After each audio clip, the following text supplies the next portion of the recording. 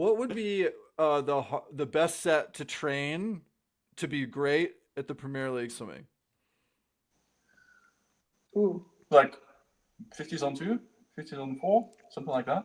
yeah. Goal duration, maybe. Yeah, I'd say 50s on some sort of like 50s on 3.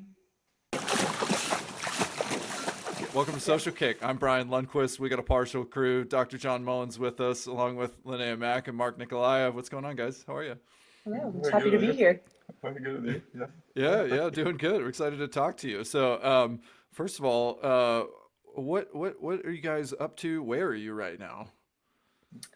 Where are we? We're currently in Gold Coast, so on the east side of Australia. So we're actually a day ahead. It's Saturday morning for us. I know. What is the future like? Yeah. Oh, that's a great question. Cloudy. Cloudy chance of rain. Boom. Nothing changes. We're dealing with a bomb cyclone in California and in Seattle right now. So John's got family that's without power. I'm here with a rainy situation. So I'd take clouds and no rain over all of it, to be honest with you. Even wearing a tank top is like, ugh. I know. Give me summer. Bring me summer. It is summer for us. That's the other. I know. Part, right? Yeah. This looks like a sweet little A-frame too. Yeah. Yeah. We got a pretty good setup. Nice. Yeah. Awesome. Well, we were talking about Premier League swimming and what you guys are working on, and I'm always stoked about conversations that relate to what is new and fun and different in swimming. Like, I really miss the ISL, and I'm sure you guys do too. Maybe there's like maybe this is like an entity for it, but the concept of a league swimming, and it's cool. Lots of fun ideas that are happening. I'd love to hear about it. Yeah. I mean, I guess you want to start and just kind of say like how this came about? Because I think what you said, we missed the ISL. That was like prime time for any elite level swimmer. And so if you want to kind of talk about it, like what. Sure. Yeah, I came to Australia a couple of years ago, and the first PLS event happened in January 2023, and I actually reached out to the CEO in terms of, can I participate and can I maybe do a couple of clinics there as well? And that's kind of what, it's funny because that's what we are working on nowadays with the PLS. How the event is structured and what happened, Sean, that's the CEO, he has a couple of kids who've been swimmers, and Linnea and I, we participated in one of the swim events last week on Saturday and Sunday.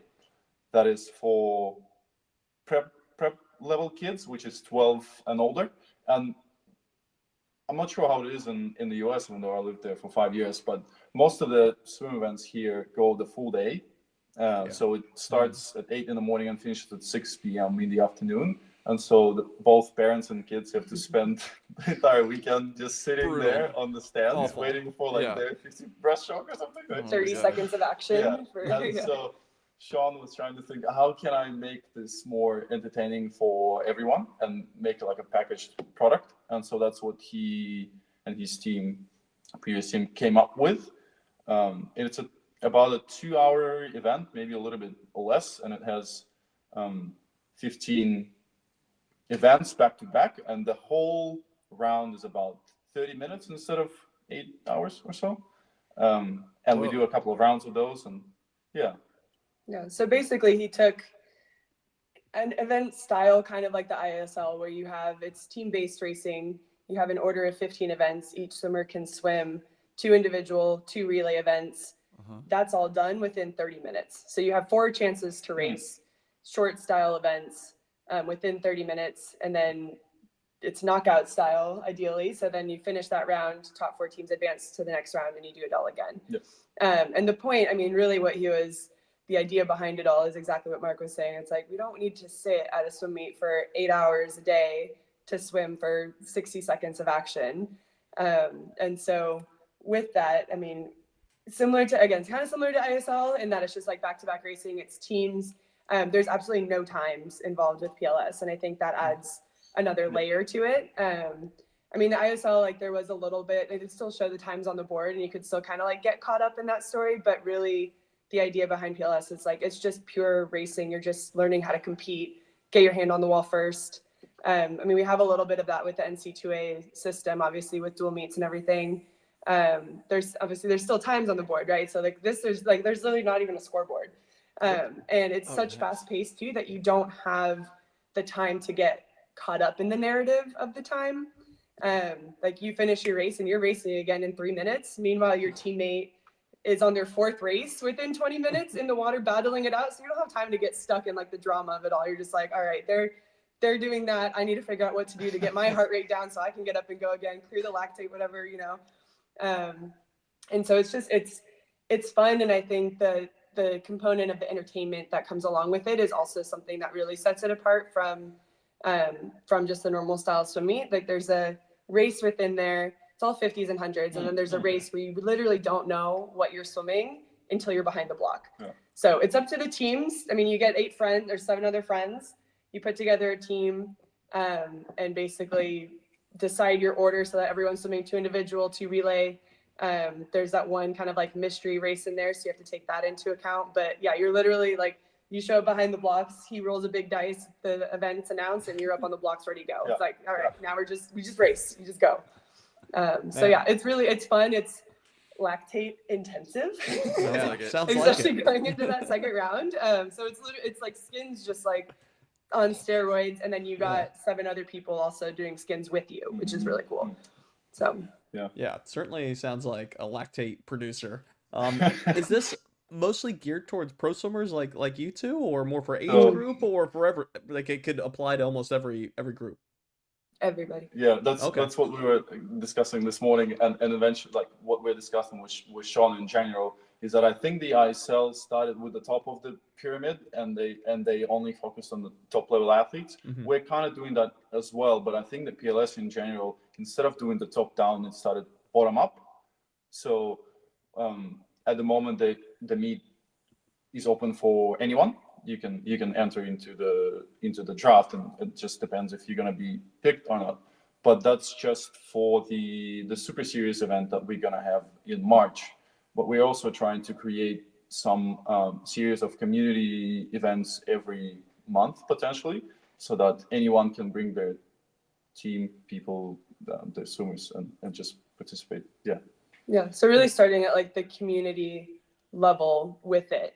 And I think that makes it relatable. It also builds a fan base within the product. I think with ISL, the most watched portion of it was definitely the skins. Mm-hmm. And so if you get the opportunity as a little 8-year-old kid, or like as a master's swimmer even, right, to like experience what that's like, and then you see the elite level swimmers up there doing the same, you're like, oh, I know what that's like to get up at the end of my 4th race and jump in for that final relay.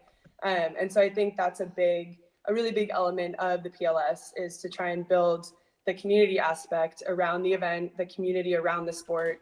At least like, I know for me, that's something over the last 20 years that's been really important to me, is like having this kind of like community of swimmers all over the world. And swimming, I think, is like the most participated sport in the world. Yeah, 100%. Yeah. And so to be able to get that level of just engagement across the board, and that level of participation, and just like understanding of like, I've done it, it's relatable, now I see the top of the top doing it, I think just adds a level of buy-in from all levels, which is pretty cool. But yeah, we did an event in Hawaii, and that was one of the first ones we did, and it was kind of like the community level event. So it was literally just open to anyone. There's 8 teams, find your 7 friends, come on down, we're going to run through this event. And there was some prize money at the end. And we had, at one point, Mark got up for the 50 backstroke, racing my dad. A very clear matchup. But somehow, at the end of it all, like the points were like 2 points different between the teams. So you don't know, especially during those events, like who's going to get up and do what. But yeah, I think the idea is to like build the community events so that anyone can do it on a Saturday morning. And then we kind of have these like elite level events where you have national team, Olympic team, kind of like that, those level swimmers getting together to also just like run through an event on their own. Yeah, it's interesting to see, the evolution of swim meets. I mean, I think most swimmers would agree when they get into swimming, it's cabana leagues, it's summer leagues, it's country club leagues, and it's with your friends. It's short, it's sweet. Yeah. It's like the best time of their life. Then you get into the club meets, and then it turns into these 8-hour meets. Then you get into masters meets, and they can also be 6 to 8 hour meets. And now we're seeing like grown-up swimming try to have the cabana club Mhm. for the masters style.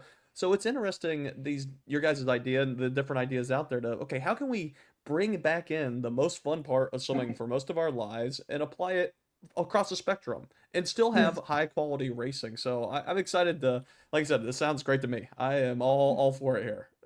Yeah, yeah. Well, and what you just said too is like bringing back the high quality racing. And I think that's something that we lose with those 6, 8 hour meets, and even the whole mindset of having like one big taper meet or two big taper meets a season, right? It's like, and that was one of the challenges as we started to roll out this event. I mean, we're in Gold Coast, we're in Queensland, where like literally the backyard is just like full of talent, full of these great swimmers. Oh yeah.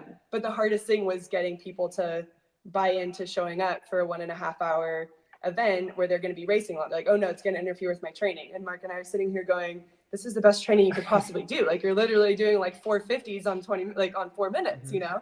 Right. So just shifting the mentality around racing more and more. And I know like we saw that at the World Cups with Kate and Reagan. You race every single week. You're just going to get into that zone and get faster and faster. And Mark had the same thing, right? During ISL. Yeah, pretty much. With the 100 back, started off at 50 point, within 3 weeks was down to like a 49 low. It's just like you get into that mentality of just competing and racing. And you have that once a year. You're really good at practice, but you're kind of rusty on what it actually is to get up and compete. Yeah. So I think that's a really big part of it too. It's just that Saturday morning practice, get up and just do it. I love that mentality too. Bringing some of the fun. Is there an age handicap? Did your dad get a head start? Did not get a head start for that one. No, Mark killed him. Don't you remember? He just wrecked him. You gotta spike We have those, a time fucker. limit, Exactly. right? It's back up be longer than 4 minutes. Okay, and then I love so many elements to this that sound like fun to me because I love going to trivia. In the team names, like, what's the best team name that you guys have seen? Are they fun names? Oh, we had water benders. I feel like that was like there was Slim Shadys was pretty good one, I thought. glitter strippers, That was my favorite one. and that was a master's group. I think that was like average age probably like 50. Yeah, Boom. yeah. Okay, So- and is there a beer relay at some point in the future?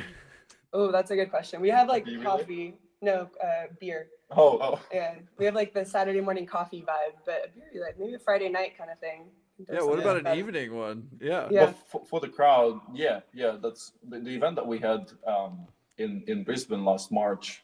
Obviously, it wasn't for the athletes, but people who were in the stands, like they had an option to have a drink or something like that. Yeah, Yeah. Yeah, it's Yeah. entertainment. You come on a Friday Yeah. night and yeah.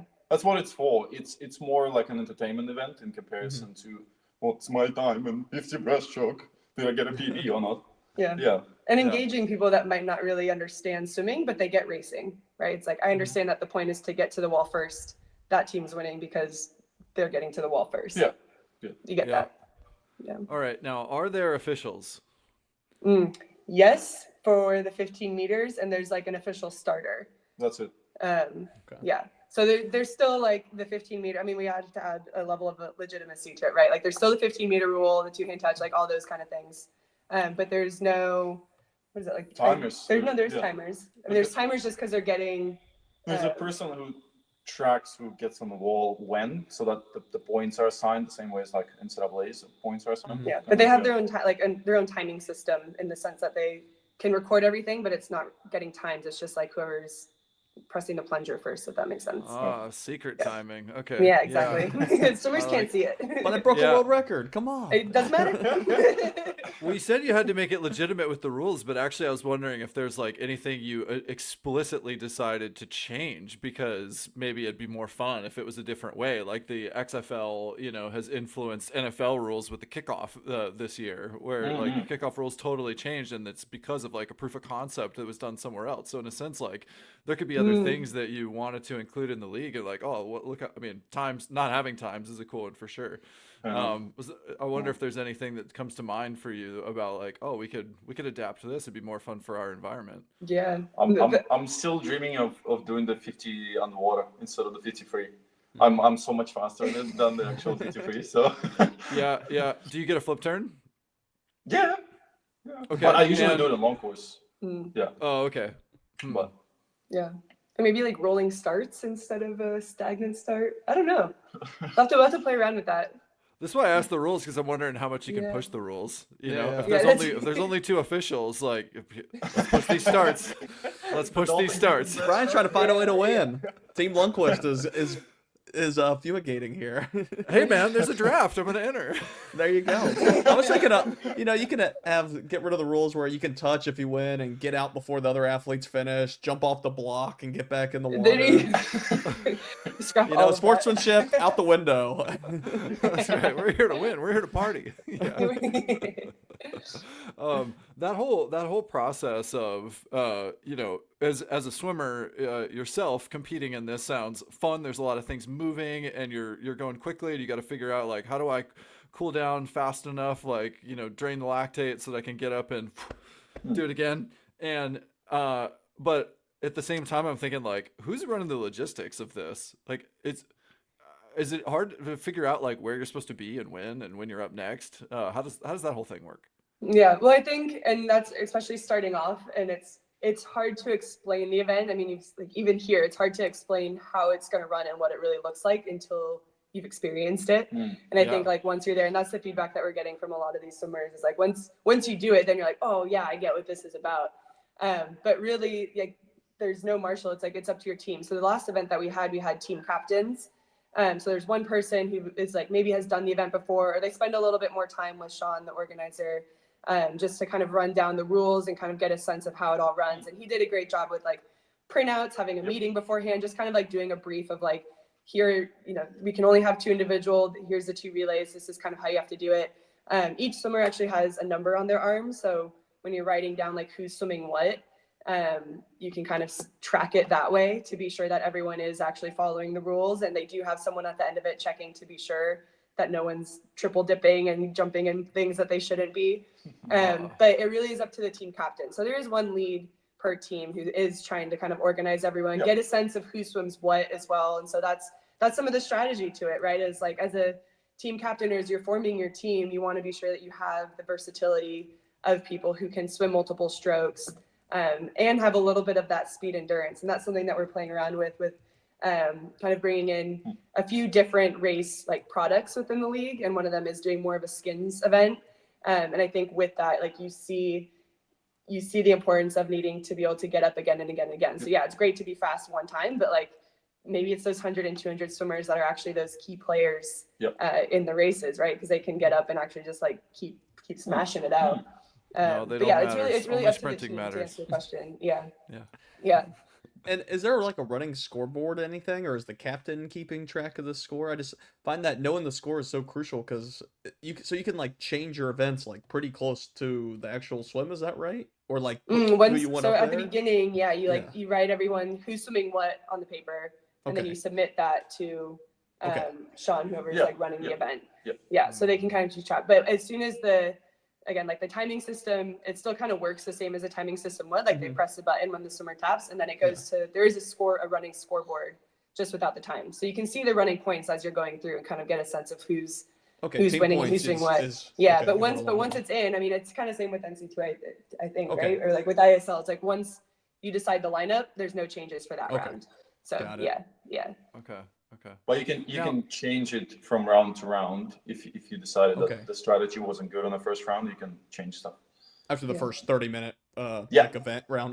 Got it. Yeah. Okay. Because it's also going to be difficult for you to figure out, in the middle of the round, if this person already swam 2 events, this person swam 1 event, how many can he do? And then so that we need to change, like it's that's what I was thinking. I was like, this is like process, logistic. and then you actually have to swim something. And your brain is like lactate mush. There's no way you're like thinking. You're like a whole analytics team on the side, like figuring this out. Like, all right, Linnea, you're in. Pick your breaststroke. Good luck. Yeah. I'm like picturing Jonah Hill from Moneyball, on the sidelines. Dude, With ChatGPT back. now, what's the Yeah. Now back to the numbers thing. So you're wearing a number. Yeah. Now could there be a number one on all the different teams, or is it one number one for the whole competition? So each team has number 1 through 8.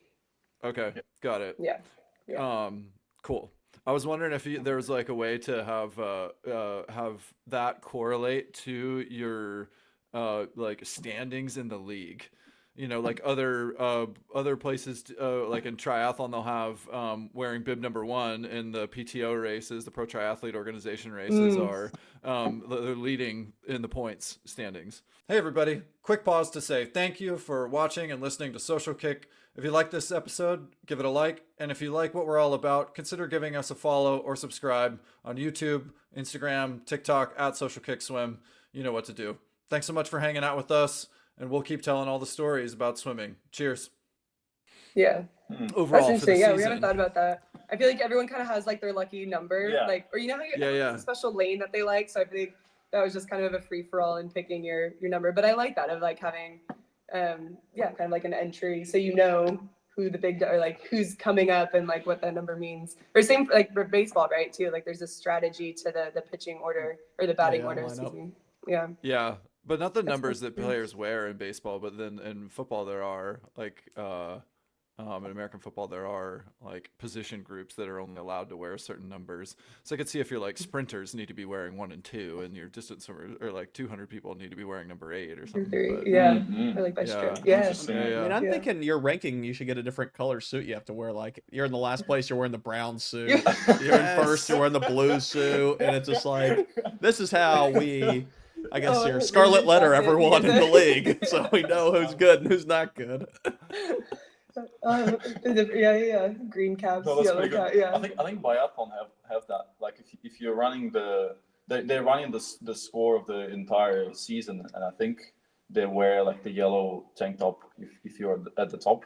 Yeah. Yeah, Tour de something France like did that. that too. Yeah. Yeah, maybe cap's Oh, easier yeah. to interchange than swimsuit. So And yeah. swimsuit, a brown swimsuit. I don't know. Yeah, dream come true. Hey, that's why it's last. No one wants to wear a brown swimsuit. No, exactly. It's good motivation. There's another layer of That's pretty good. I don't know, man. I feel like some people would look good in brown. I would rock the brown suit. I don't care. Yeah. Flesh tone Off the tone skin. Yeah. suits. Well, look better than not flesh tone. I mean, flesh tone is a little.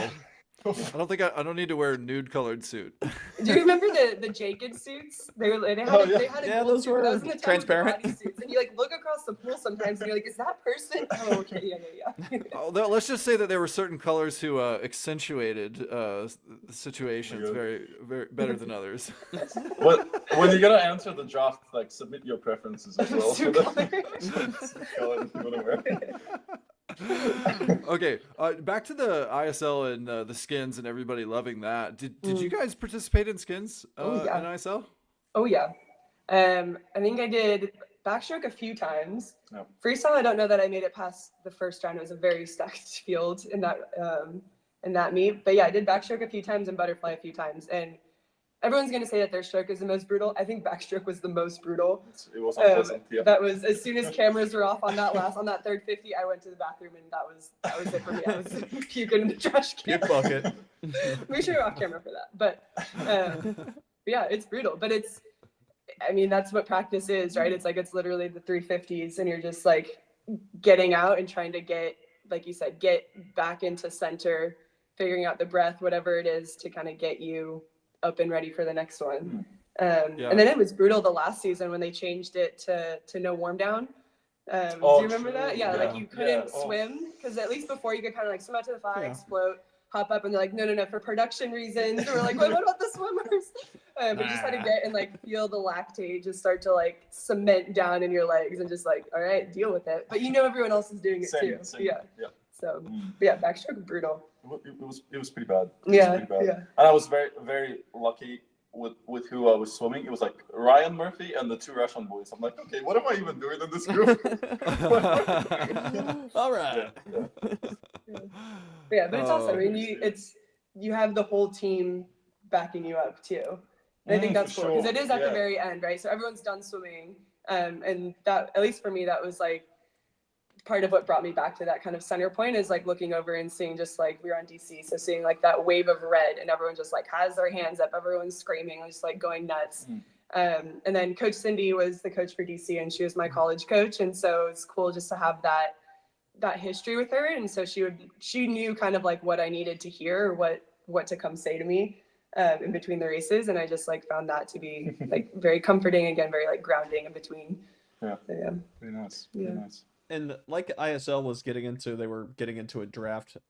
You have a draft as well. How does that work? Is it just like who gets the first pick, and is it a snake draft, or maybe how are the ins and outs of that?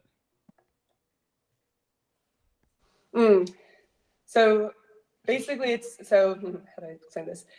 Like we're opening up the league to signing up as a member, and as a member you have the opportunity to enter drafts. Or enter the draft. So an event comes in March and you can flag your name up and say, I'm interested in swimming. As the event gets closer, we'll have the captains named off. So again, you have those kind of like 8 leads for the teams. And those people can then pick 3 people for their team. So you have 4 people kind of like locked in. You get to decide, you can be strategic again with like who swims what stroke, their speeds. And then from that, it just goes into a draft round, and you get on a call, and you basically, just like we were doing with ISL, or just like football does, I guess, just kind of like go through the list, and you ideally like have the names picked out of who you need to kind of fill in those empty spots. But you can just like draw people up to finish out that team. So you get to pick 4 people from the draft to complete your team of 8. So it just gives the opportunity to people from wherever to come and participate in the event. Now, is there like a draft priority rating that's based on swim cloud pentagons?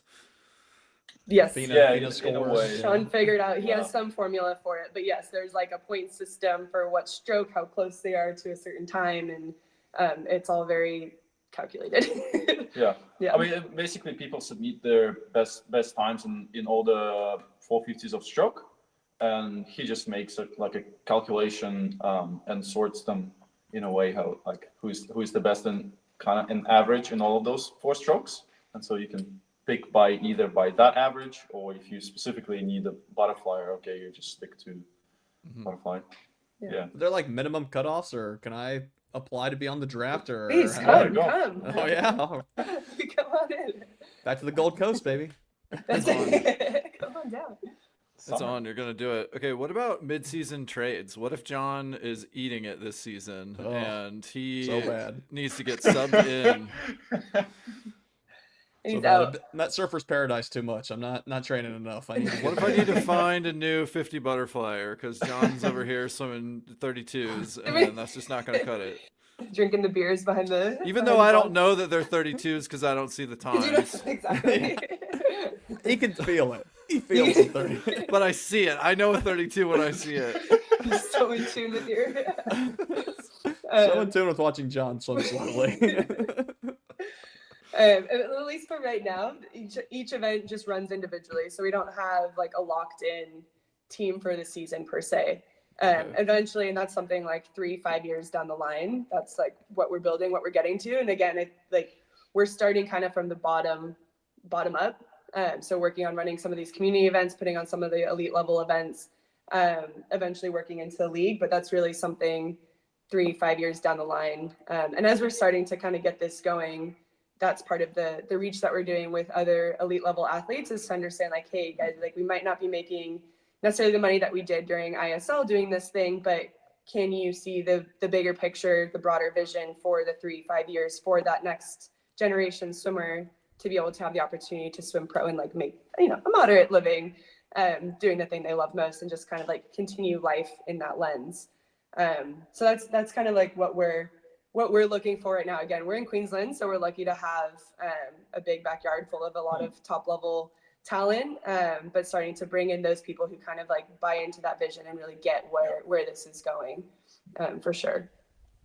Yeah, talk more about the 3 to 5 year plan. Like you said, just in Queensland right now. Is it to expand it into the States? And when do you think that could come about? And when can this be something that more age group kids have exposure to versus the beautiful 8-hour meet that we were talking about earlier? Yeah. Well, starting January, we're going to start doing these community events where we have something coming once a month. Again, right now, just really based in Queensland. And then every 3 months, do like a more elite level event with the top of the top, getting teams of 8. So 8 teams of 8 with some high national to Olympic rank level swimmers. And so that's kind of like every 3 months for the next year, and then being able to build out from there, start to get some sponsors. Right, that's the chicken and the egg, and that was the whole thing with ISL. Is like you need the product, you need the TV time, but then you need the sponsor. So kind of navigating through that.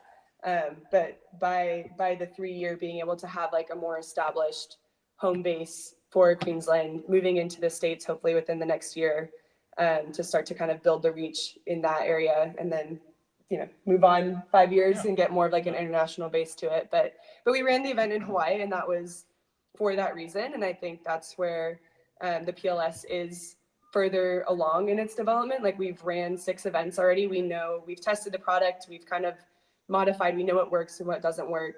It went really well in Hawaii. Looking at doing something in California, hopefully at the end of next year.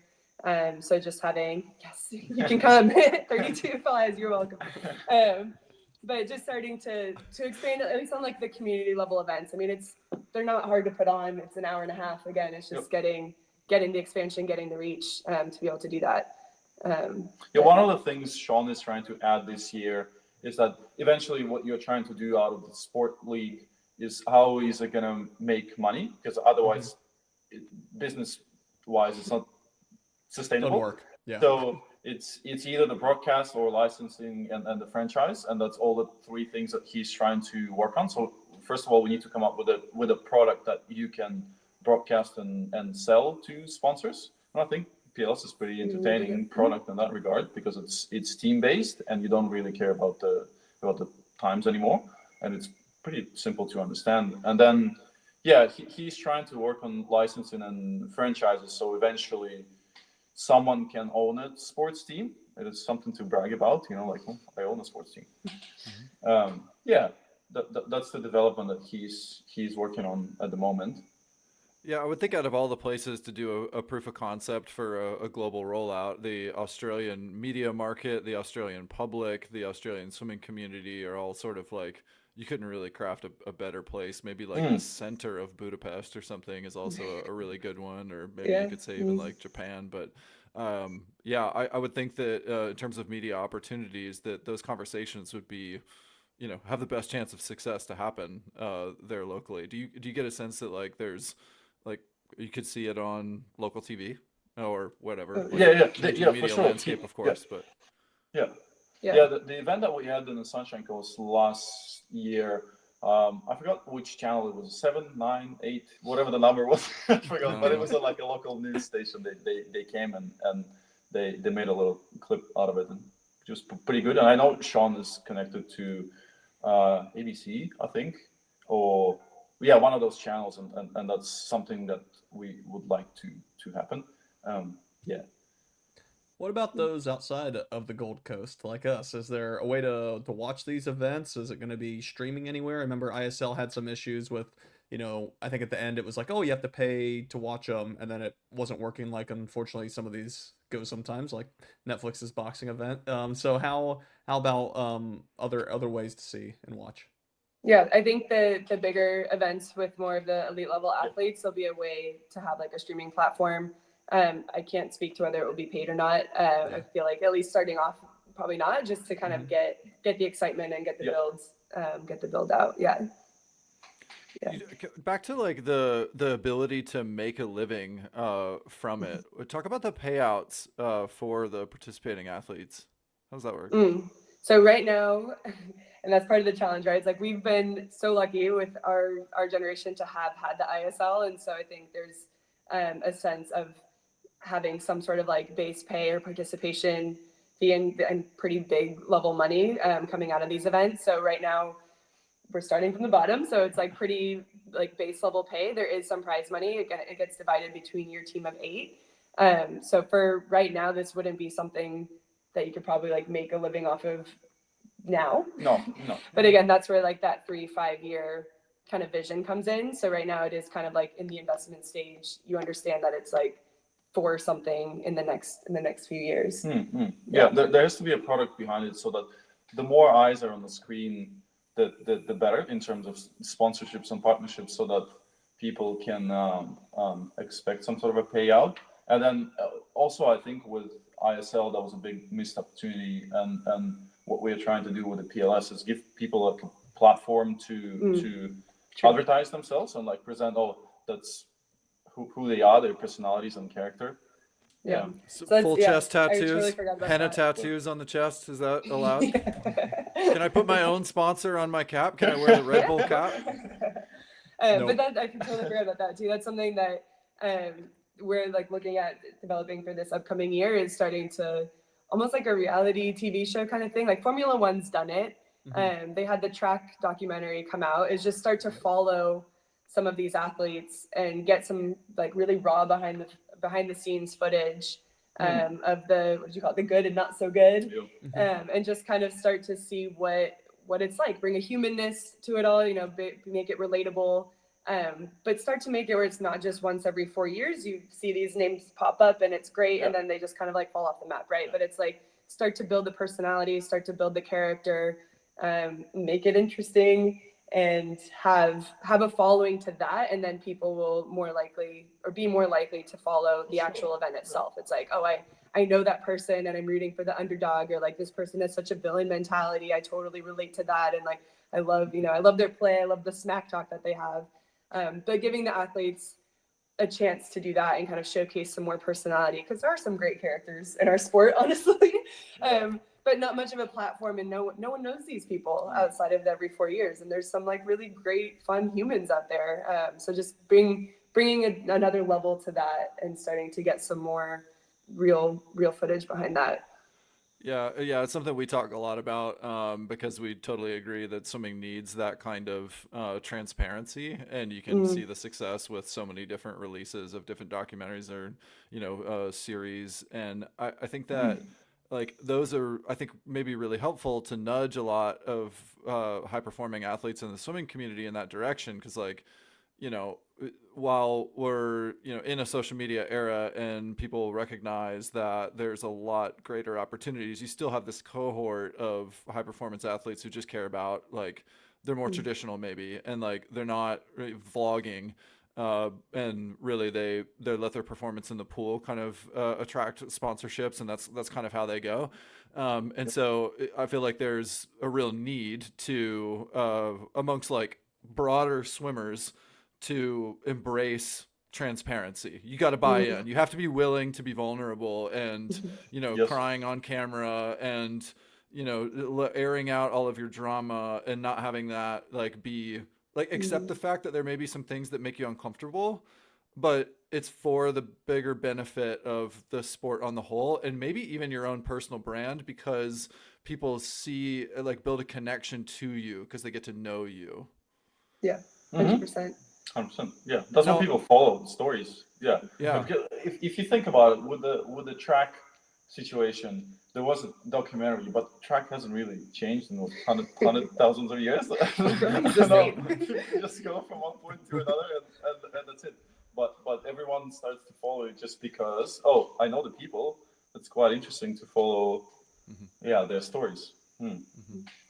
And I think something needs to get to a point. I think we were talking about this with, maybe, was it Bobby Hurley? That something, it's so nationalist. It's like, oh, I'm American, I only root for Americans. But the more you know the swimmers, the more you identify with them. And you go, hey, I'm rooting for so-and-so because I've seen them struggle through this, and I had a similar struggle. Like in tennis and golf, a lot of people root for people of different countries and different backgrounds, but something just hasn't broken in there. I think part of it is just consistent racing and seeing people from all over the globe, like you said, not just every 4 years, but consistently. And also, like you had mentioned, more vulnerability, more people opening up and not just being shut off, or I swim, all my competitors are great, I love them all, see you later. Yeah, like the blanket answers. Yeah. Now the flip side of this, if we think about, that was ISL for sure. Like you're living with these people, you're training, you're on a team, and when we were watching the Olympics this year, it was like, oh yeah, I'm cheering for this person because they were our teammate, and I know them because they're our teammate. Like, I don't care what cap they're wearing, what flag they represent. Like, Right, totally agree with you on that. Yeah. Now, on the flip side of it, it could attract, you talk about the personalities and what great personalities there are, and people they're a trip, or maybe they're entertaining for some sort of reason. But we all see these like Love Island and other reality TV shows, I and think that'd be awesome. we don't really want to attract all the just want to be on camera for drama reasons people, do we? True. True. Why? Come on, the Why? brains and eyeballs. Come on. Come on, we're trying to grow the sport. See, this is why it's good that it's an open draft. Gotta do what you gotta do. How do we recruit non-swimmers to come be a part of the behind the scenes swim drama? We just want sexy bodies. And we're There you gonna go. make It's for like good here, TV. 50-second 50 free, 2 million followers. Too many- Well, how does that rank on your guys' team? There's a lot of drama on the Silver Stranglers this season. Okay, what I want to know too is I was thinking about like just different mechanics of how this whole thing works and comes to be, but I can't get my head off of there's a lot of talk in the NFL draft this year about like if Shedeur Sanders goes number 1, is he gonna be hold out the way that Eli Manning did in the early 2000s, where like famously he didn't want to be drafted by the top team, and so like can I like hold out? What if I don't want to be on the team that wants to draft me? What if I want to be on a different team? But at the moment, as I said before, all the meets are individual, at least right now. That's going to be a question when there's a franchise. Yeah. But as a member, you have an opportunity to, at least right now, to enter the draft, but you don't have to do it. But I'm trying to think, even with ISL, was there that option? If you were drafted, could you say no? It's a good question. I don't know. And then you just get like put back in? Why would you say no? Right. Well, I mean, But wasn't that's there like that's a good No one added knew twist to any it. of the ISL rules. I remember asking questions like, "Oh, how's this working?" And we could never get answers early on. It was like, thought don't that worry was about like- it. You guys I thought- they'll figure out. I thought that was like out in the open with the ISL, that Energy Standard, that there was like collusion with Energy Standard, like stacking their team, and I mean- maybe also London Roar. That's his team. Yeah. You cannot really say no to the guy who created the thing. So I mean, so it happened. So we're acknowledging that it happened. Yes, we are. We're acknowledging that DC and Toronto Titans were kind of like unfortunately Best of got luck. We got stuck. the Yeah. late, we got the later pick. Best of luck. yeah. You know what you But had. yeah, I You know don't what know you if you had. can defer how that worked. But Yeah, no, the thing about it, what they might have done wrong is that they just picked the people themselves. It wasn't like a pool of people in the of swimmers and the open draft. Like, okay, we only have one person in the team and the coach, or like a couple of coaches, and now we're gonna start selecting. So that it wasn't really fair from the very beginning. it's free Well, that's because agency they from the didn't do beginning. the draft the first two. Yeah, they Yeah, didn't yeah, do the yeah, draft. yeah. And That so was you how kind they of were already going to had make your it core even. people. Yeah. And then by the time they did the draft, it was like there's already such a following Not a for big each team. You difference. weren't going to change teams. Yeah, it was going to take years, to even out. So Yeah. Yeah. But I mean, some of those teams did have the best like hand gestures. Did you have the DC Trident and Oh, the this one, this one. is it this one? So, I don't know what it was. No, I feel like Toronto had to go just like the power The T. T, That was a good one. That was Yeah. a good one. Yeah. Yeah. Sure. Not the birds. Not the birds. Not What was that. Oh, Oak the Valley? Condor? Oh, did they do the that? Condor, right? Yeah. California. Did they take Oh, on? Did they take on the Nick Fink? Whatever. he Those likes were to do? like this. Little dubs. Oh man, well, it sounds like a lot of fun.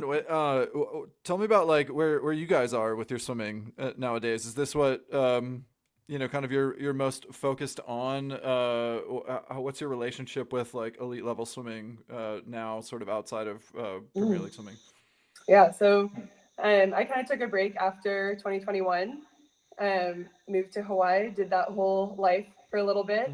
Actually got into triathlon, so I went from sprint 50-100 free to half Ironmans. Hey. Decided on about mile 2 of the bike that I really like pool sprinting. And I wanted to make my way back to that. Had another 5 hours to go. It's a long time to But sit it was with good, that. and with that too, I think it was important to take the time just like totally away from the pool deck, totally away from the culture in the sport, and just kind of like remember and really hone down like what it is that I do love about it. And then coming back into it, like I still kind of stayed doing little meets here and there, just kind of like locally in Hawaii, but coming out here, just starting to get refocused and recentered around competing again. With that, I don't know, I feel like you get so far working in one way. Like, you're in the system, you're doing things a certain way, to kind of be able to wipe that clean and almost start over is hard, and it's a lot, but I feel like very grateful to have had the time to be able to kind of like build that base up again and just like really experiment and be playful and creative in the process of figuring out, okay, what is it that like really lights me up? It's not what do I feel like I have to do, because that's what's been kind of put on me from the system, from the different teams and like kind of system and culture that I've been part of. But figuring out what are the elements and like, okay, bring that in, let's play with that for a little bit, and that doesn't really work, and just kind of like shaving down what it is that like I want to do, and that brings out my best. And that might not look the same as what I was doing 4 years ago or 5 years ago even, but I'm not the same person that I was then, and that's okay. And just like having a new level of ownership within the process, and I think that feels really good and really empowering, because at the end of the day, it's not the coach, it's not your teammates, not your parents getting up on the blocks, right? It's like you're getting up there. So finding something, at least for me, that I really trust the process, trust my own process, listening to that, and just kind of like getting excited again to get up and just like, all right, we're just going to see what's in there and what's possible. So that's kind of been where I'm at, is just kind of playing with redefining that process and shaving that down a little bit. So yeah. Slightly different story. After I graduated college in the US from Grand Canyon University, I went back home. What was it? It was literally a couple of days before the shutdown to swim at the Olympic trials back home in Russia. But then everything obviously got canceled. And so while I was staying home, my visa expired, and I thought, okay, what else can I do with my swimming and stuff that I learned? Where else can I go? And I just eventually decided that I might want to try move to Australia, and that's kind of what I did. Yeah, and the plan was to get the citizenship here so that I can swim for the country as well. And I'm still in the process. Hopefully, it's going to happen at some point. Yeah, and I kind of really like it here. It's a pretty good place. Pretty good place to be. Couple of things that I'm working on at the moment is I realize it's kind of hard to do what I've been doing in college anymore. And I tried a couple of squads here with Bond University and then with Somerset College, but it's very difficult to, first of all, schedule-wise, it's very difficult to do it, because I have to support myself, which means I have to work like a full-time job. Mm-hmm. And it always, it's a problem in terms of the schedule. I cannot make the practice. And then I think another reasoning is why I'm training alone, or I've been training alone for, okay, you're here now as well. But still, I mean, without the squad or the coach or responsible for my own training, is that I'm trying to figure out what exactly works better for me, and how can I then implement those things so that I can get the improvement. Otherwise, if I'm going to do the same things over and over again, it's kind of like a definition of madness. So I'm trying to avoid that. And it's been a very interesting journey, especially this past year. Like, I've discovered so many interesting things that actually can be very beneficial to improvement in the pool and overall life. And I think I've become way more effective in terms of training time and eventually my times in the pool, like how much actual time I spent training to the results that I get. It's pretty cool. Yeah, much more intentional, for sure. Yeah, I love it. Well, we just had some rapid fire questions that we wanted to ask of you guys. What's Linnea, what's the hardest race in swimming? 100 backstroke. Okay, 4 a.m. It's 4 a.m. Okay. Can we do skins? Can I say skins? Is that the... No, it's still 4 a.m. I say skins. You can say skins, but what's the I don't skins think I've ever model swam for the at 4 a.m., hardest? so I actually can't speak to that. Wow. I think I've gotten away with not swimming 4 a.m. or the mile. Something to try for sure. Yeah. was I gonna remember say, swimming the there's- two fly you and can still do it. crying on the walls. I think I was actually like actively crying during the two fly long course. So maybe that was the hardest. That's probably better than what I would do. For some reason, I was always peeing in the middle of that race. The 200 butterfly. Some way or another, I just don't because the system is like Wow. a veto. Actually, I will say 200 backstroke. Short. I think 200 backstroke. I don't know if short course or long course is worse, but one time in college, Coach Cindy put me in it in a dual meet, and I went very, very slow and kind of got out of that race. And she was like, you know, what was that? I was like, don't ever put me in that again. Done. That's it. All right. What are you guys reading, watching, or listening to right now? I'll send you the picture of the stack of the books that I have on my on the bedlight table. It's like about 10 of them in there, but they range for some science fiction stuff or something about Zen and science in general. Yeah, that's what I do. I got something like a nonfiction about the like healing nervous system, so kind of getting into like nervous system and fascia kind of stuff. And then the Rich Roll podcast. I've been kind of like on a roll with that recently and really enjoying that.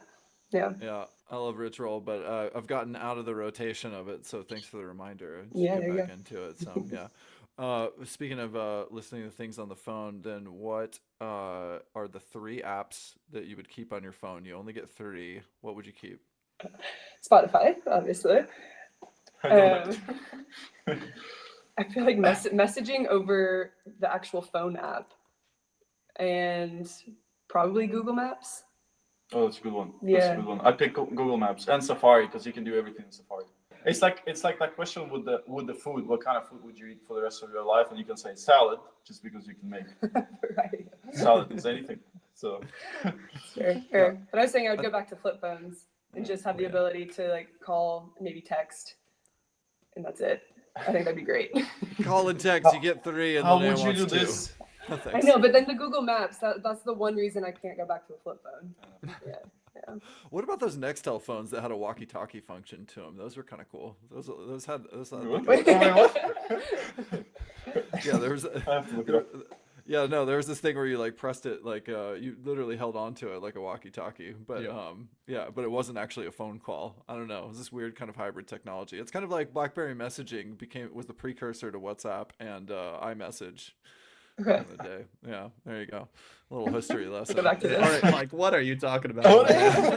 Yeah, how old are you? How many grays are there in that beard? Jeez. I'm thinking about the pick now. Who am I gonna? I don't know. Well, if you change your mind, send it back to us, and we'll update the show. Okay, what would be the best set to train to be great at the Premier League swimming? Ooh. Like 50s on 2, 50s on 4, something like that. Yeah. Goal duration, maybe. Yeah, I'd say 50s on some sort of like 50s on 3. Yeah. 50s on sure. 5. Yeah. All right. Yeah. And are you guys doing that every time you get in the pool so that you can flex on everybody? This kind of that sounds like pure suffering, but the most important question that we have to ask is, after the said lactate sufferfest, how much social kick is taking place? Oh, that's a great one. You might need a lot of it to flush out, to flush it all out. I think lots of it is the right answer. Yeah. Hey, thanks so much for spending time with us, you guys. This is super fun to talk about this kind of stuff. We love talking about new ideas in swimming and ways to bring excitement to the sport. And so thank you for carrying the torch for doing that. If there's any updates that you want to share about it, we are here to help get the word out. So yeah, very cool. Charge on. I love it. Thank you very much. That's it for this episode of Social Kick. We'll see you next time. Thank you. Hey everyone, thanks for hanging out with us. If you enjoyed this episode of Social Kick and you'd like to see more, subscribe to the channel. And we love talking swimming. We'd love to talk about swimming with you. So leave us a comment and we'll see you next time.